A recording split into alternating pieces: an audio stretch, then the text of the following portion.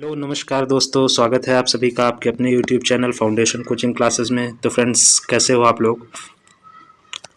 आशा करता हूं कि आप लोग अच्छे होंगे और अच्छे से आप अपनी पढ़ाई को कंटिन्यू कर रहे होंगे। तो फ्रेंड्स, आज के वीडियो में हम लोग पढ़ने वाले हैं हिस्ट्री सीरीज के नेक्स्ट टॉपिक के बारे में।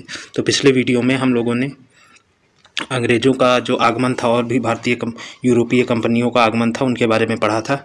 अब आज हम लोग पढ़ने वाले हैं ब्रिटिश भारत के गवर्नर जनरल के बारे में। कौन कौन से गवर्नर जनरल हुए, उन्होंने क्या क्या काम किए, और इन्हीं सब चीज़ों के बारे में आज हम लोग डिस्कस करने वाले हैं। और इसके बाद हम लोग स्टार्ट करेंगे ब्रिटिश। फिर इसके बाद हम लोग पढ़ेंगे नेक्स्ट लेक्चर में 1857 की क्रांति और भी जो विद्रोह हुए हैं, बहुत सारे आंदोलन हुए हैं। तो सब कुछ सिलेबस के अकॉर्डिंग ही रहेगा। तो अगर आपने अभी तक हमारी पुरानी वीडियोस को नहीं देखा है तो प्लेलिस्ट बनी हुई है और इसका लिंक जो है डिस्क्रिप्शन में दिया गया है, वहाँ से जाके आप पूरी प्लेलिस्ट को चेकआउट कर सकते हैं। और इसकी PDF को आप लोग हमारे टेलीग्राम चैनल से डाउनलोड कर सकते हैं।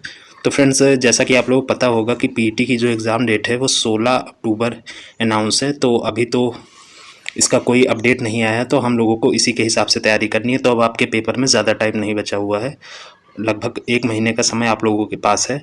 तो इसी को देखते हुए मैं भी अब थोड़ा सा स्पीड हम लोगों को बढ़ानी होगी। अब जब आप लोगों को 1 लेक्चर डेली मिलता था, अब आप लोगों को 2 लेक्चर पर डे मिलेंगे। 1 लेक्चर सुबह 7 बजे आप लोगों को मिल जाएगा और एक शाम को 7 बजे मिलेगा। तो इस तरह से अब थोड़ा सा स्पीड हम लोगों को बढ़ानी होगी। और एक इम्पॉर्टेंट अनाउंसमेंट आज मैं आप लोगों के लिए करने वाला हूं कि 1 अक्टूबर को मैं आप लोगों के लिए करंट अफेयर्स की महामैराथन कराऊंगा, जिसमें जनवरी से लेकर सितंबर तक का आपका पूरा करंट अफेयर कवर किया जाएगा। और PET एग्ज़ाम में एक भी क्वेश्चन इससे बाहर नहीं जाएगा, ये मेरी गारंटी है। और उसकी PDF भी आप लोगों को प्रोवाइड कराई जाएगी। और अगर अभी से मैं ये करंट करा दूंगा ना, तो आप लोग पेपर के टाइम तक इसको भूल जाएंगे। तो इसीलिए 1 अक्टूबर को आप लोगों को ये करंट अफेयर्स की क्लास ज़रूर से ज़रूर करनी है, अगर आपको PET में अच्छा स्कोर चाहिए। तो फ्रेंड्स, चलिए स्टार्ट करते हुए देखते हैं। बंगाल के गवर्नर जनरल ये पद जो था ये कब स्टार्ट हुआ और कौन कौन से हुए। तो सबसे पहले देखेंगे 1757 से 1772 तक ये बंगाल का गवर्नर पद था। जो ये बंगाल का गवर्नर पद था, तो बंगाल का गवर्नर पहला जो था वो कौन बना, तो रॉबर्ट क्लाइव जो था ये बंगाल का पहला गवर्नर बना।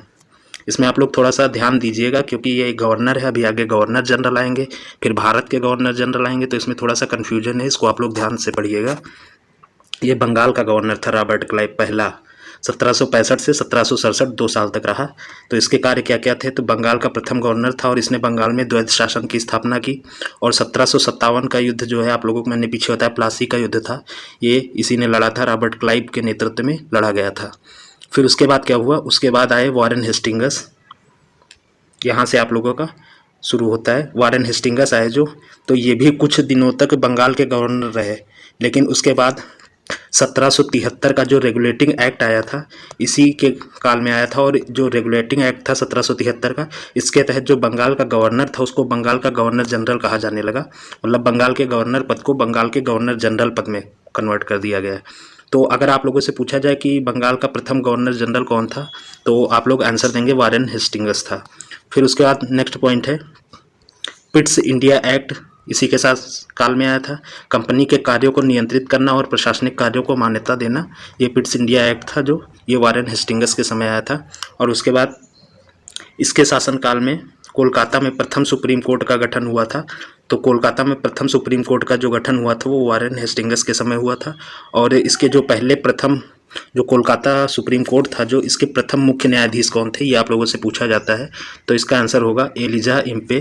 ये सुप्रीम कोर्ट के प्रथम मुख्य न्यायाधीश थे। और इसी के शासन में सर विलियम जोन्स ने एशियाटिक सोसाइटी ऑफ बंगाल की स्थापना की। ये आप लोगों से कई बार पूछा गया, एशियाटिक सोसाइटी ऑफ बंगाल की स्थापना किसने की, तो सर विलियम जोन्स आपका आंसर होगा। और फिर उसके बाद दिया है प्रथम भारतीय न्यूज़पेपर द बंगाल गजट का प्रकाशन इसी के शासनकाल में हुआ और इसने द्वैध शासन को समाप्त किया। ऊपर आपने पढ़ा था रॉबर्ट क्लाइव जो था उसने द्वैध शासन स्टार्ट किया था, तो वॉरेन हेस्टिंगस ने द्वैध शासन को समाप्त कर दिया। और भारत का पहला न्यूज़पेपर जो कि बंगाली भाषा में था, द बंगाल गजट, तो इसका प्रकाशन जो है इन्हीं के समय में प्रारंभ हुआ था। और ये जो बंगाल गजट था इसके संस्थापक थे जेम्स हिक्की। अगर आपसे पूछा जाए भारत का प्रथम हिंदी न्यूज़पेपर, तो वो हो जाएगा आप लोगों का उदंड मार्तंड। लेकिन ये बंगाली न्यूज़पेपर था, इसको बंगाल गजट नाम दिया गया। ये पहला न्यूज़पेपर था किसी भी भाषा का। फिर उसके बाद 1783 एक्ट ऑफ सेटलमेंट भी इसी के शासनकाल में आया। और 1784 का पिट्स इंडिया एक्ट आया। पिट्स इंडिया एक्ट के तहत जो था बोर्ड ऑफ कंट्रोल और बोर्ड ऑफ डायरेक्टर, इन दो बोर्ड की स्थापना की गई। बोर्ड ऑफ कंट्रोल जो था ये राजनीतिक मामलों के लिए और बोर्ड ऑफ डायरेक्टर व्यापारिक मामलों के लिए। फिर नेक्स्ट देखते हैं, सरकारी खजाने का स्थानांतरण मुर्शिदाबाद से कोलकाता कर दिया गया और हेस्टिंग्स ने 26 लाख पेंशन बंद कर दी। ये 26 लाख पेंशन जो थी ये मुगल शासकों को दी जाती थी, तो इसने ये पेंशन भी बंद करवा दी। और 1784 के पिट्स इंडिया एक्ट के तहत इनके ऊपर महाभियोग चलाया गया था और इसके विरोध में इन्होंने इस्तीफा दे दिया था। तो ये इसके शासनकाल में कई सारे इंपॉर्टेंट काम हुए हैं, तो आप लोगों को याद रखने हैं। उसके बाद देखते हैं अगला गवर्नर जनरल कौन आया, लॉर्ड कॉर्नवालिस। लॉर्ड कॉर्नवालिस का जो समयकाल था वो 1786 से 1793 था। लॉर्ड कॉर्नवालिस जो था इसे भारत में सिविल सेवा का जनक भी बोला जाता है और पुलिस सेवा का भी जनक बोला जाता है। 1793 में स्थायी बंदोबस्त शुरू किया। स्थायी बंदोबस्त जो था ये जॉन शोर द्वारा बनाया गया था सबसे पहले, अभी हम लोग आगे देखेंगे। और लॉर्ड कॉर्नवालिस ने तृतीय आंग्ल मैसूर युद्ध के दौरान श्रीरंगपट्टनम की संधि की थी। ये श्रीरंगपट्टनम की संधि जो थी ये टीपू सुल्तान और अंग्रेजों के बीच हुई थी, तो ये लॉर्ड कॉर्नवालिस द्वारा की गई थी। उसके बाद देखते हैं कौन है, sir John Shore. Sir John Shore का जो समयकाल था वो 1793 से 1798 था।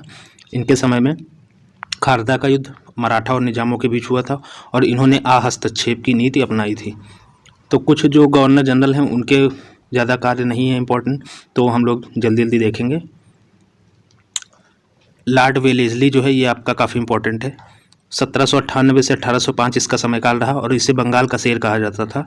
और लॉर्ड वेलेस्ली की जो सहायक संधि थी, ये सहायक संधि प्रणाली की स्थापना इसी ने की थी। और आप लोगों से पूछा जाता है कि सहायक संधि के तहत पहला कौन सा राज्य था जिसको हड़पा गया था अंग्रेजों द्वारा, जिस पर कब्जा किया गया था, तो आपका आंसर होगा हैदराबाद। और उसके बाद मैसूर। फिर चतुर्थ आंग्ल मैसूर युद्ध जो था वो भी अंग्रेज और टीपू सुल्तान के बीच हुआ था 1799 में, और इसमें टीपू सुल्तान मारा गया था। और फिर नेक्स्ट है बसीन की संधि 1802 ईस्वी में मराठा बाजीराव द्वितीय और अंग्रेजों के मध्य हुई थी और सहायक संधि पर हस्ताक्षर किए गए थे और इसके तहत मराठा साम्राज्य को अंग्रेजों द्वारा अपने कब्जे में कर लिया गया था। और इधर आप लोगों का ये दिया हुआ है सहायक संधि का जनक जो है वो किसे कहा जाता है, तो सहायक संधि का जो जनक है वो डुप्ले को बोला जाता है। शुरू इन्होंने की थी लेकिन ये जो जनक है ये डुप्ले को कहा जाता है। डुप्ले कौन था, तो ये डुप्ले जो था ये फ्रांसीसी गवर्नर था। फिर नेक्स्ट दिया हुआ है प्रेस पर प्रतिबंध लगा दिया गया था। लॉर्ड वेलेस्ली के समय में प्रेस पर प्रतिबंध लगा दिया गया था। फिर उसके बाद आते हैं next governor sir George Barlow. तो इनके समय क्या हुआ था, इनके समय जो है बेल्लौर का सिपाही विद्रोह हुआ था।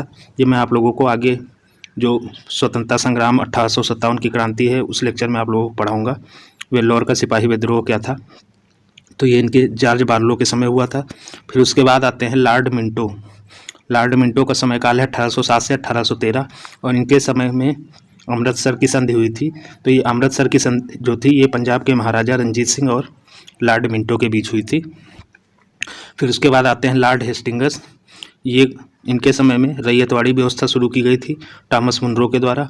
और सबसे पहले वराह मिहिर से नेपाल की जो संधि हुई थी, मतलब आंग्ल नेपाल युद्ध जो था वो हुआ था इन्हीं के समय में, लॉर्ड हेस्टिंग्स के समय में।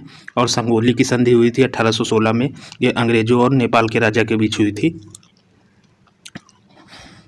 फिर आते हैं लॉर्ड विलियम बेंटिक। तो लॉर्ड विलियम बेंटिक के शासनकाल में क्या हुआ था, 1833 का चार्टर एक्ट आया था और बंगाल का जो गवर्नर जनरल था उसे भारत का गवर्नर जनरल कहा जाने लगा। मतलब इन्होंने पूरे भारत पे कब्जा कर लिया था और 1833 का जो चार्टर एक्ट था उसके तहत इनको बंगाल के गवर्नर जनरल से भारत के गवर्नर जनरल कहा जाने लगा। और लॉर्ड विलियम बेंटिक जो थे ये भारत के प्रथम गवर्नर जनरल बने। ये आप लोगों से पूछा जा सकता है।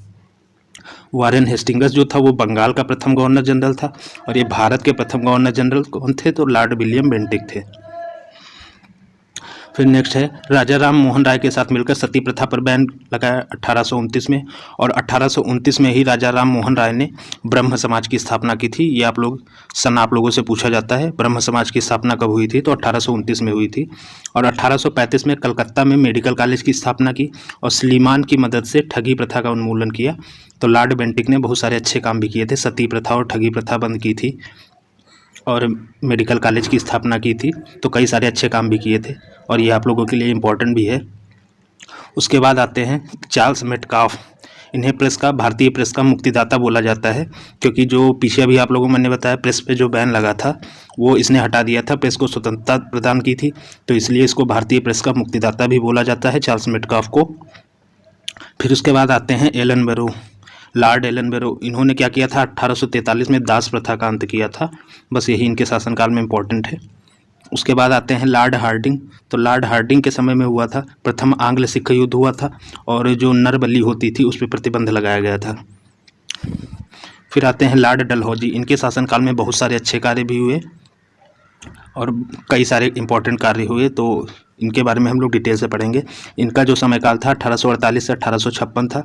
तो इन्होंने भारतीय रेल का जनक जो है इन्हें कहा जाता है। 1853 में मुंबई से थाने के बीच 34 किलोमीटर जो ट्रेन चलाई गई थी वो इन्हीं के शासनकाल में चलाई गई थी। और जो पोस्ट डाक टिकट जो था और डाकघर जो था ये 1854 में डाकघर अधिनियम आया था इनके समयकाल में, और उसी के तहत स्थापना की गई थी आगरा से दिल्ली के बीच।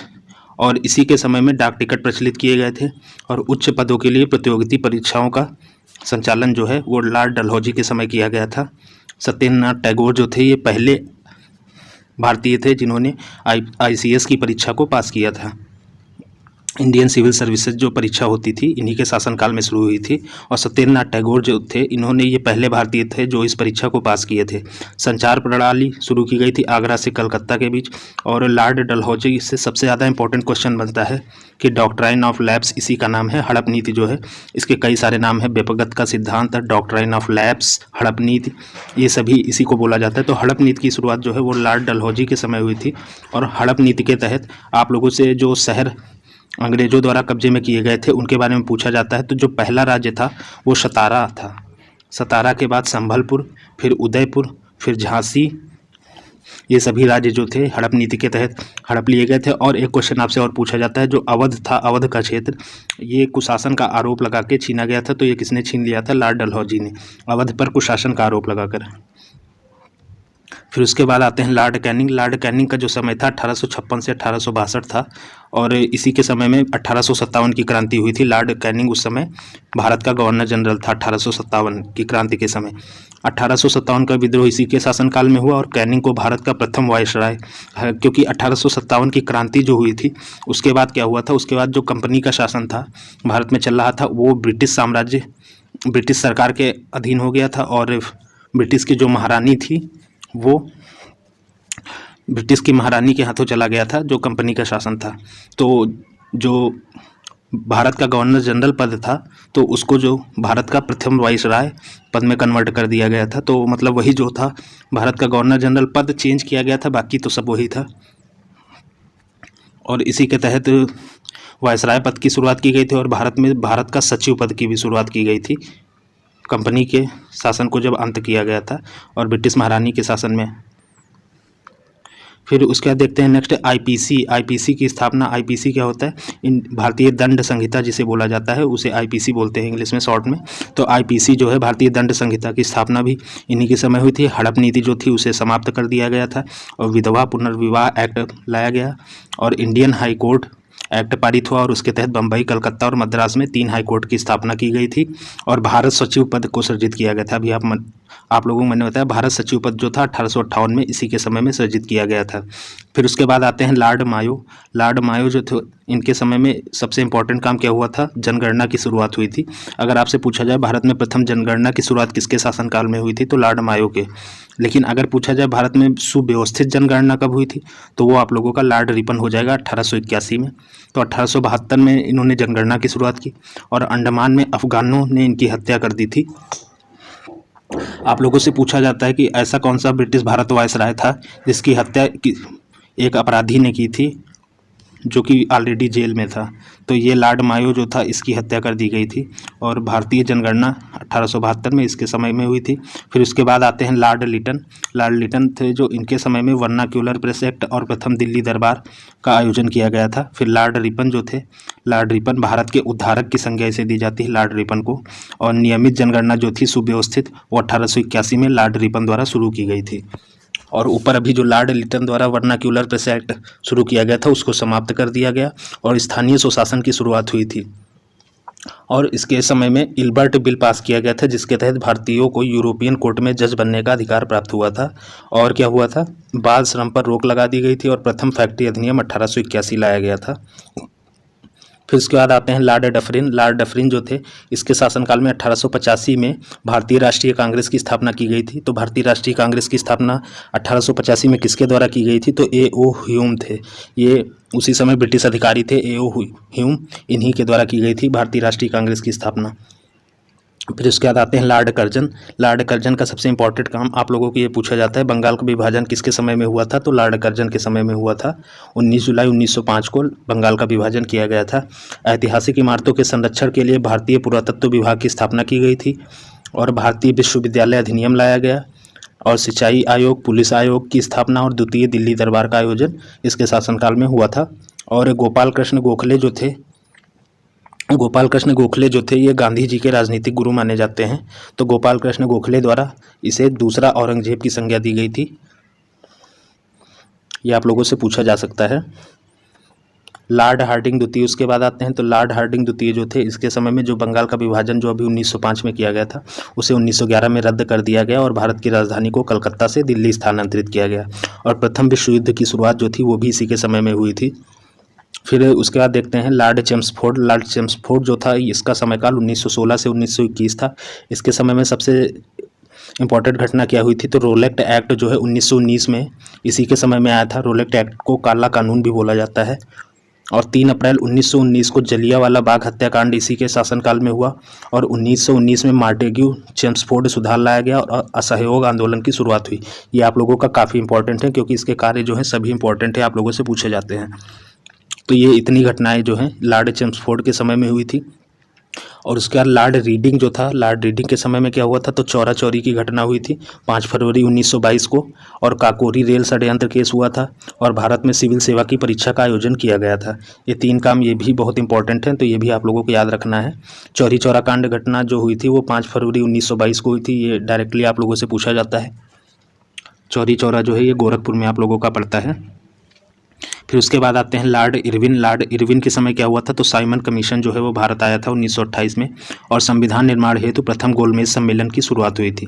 प्रथम गोलमेज सम्मेलन की शुरुआत जो है लॉर्ड इरविन के समय हुई थी और सविनय अवज्ञा आंदोलन की शुरुआत हुई थी इसी के समय में। और गांधी इरविन समझौता जो है 5 मार्च 1931 को हुआ था। इस गांधी जी और लॉर्ड इरविन के बीच हुआ था ये समझौता और सविनय अवज्ञा आंदोलन वापस लिया गया। इन्हीं के समय में शुरुआत हुई और इन्हीं के समय में वापस ले लिया गया था। जब गांधी इरविन समझौता हो गया उसके बाद सविनय अवज्ञा आंदोलन वापस ले लिया गया था।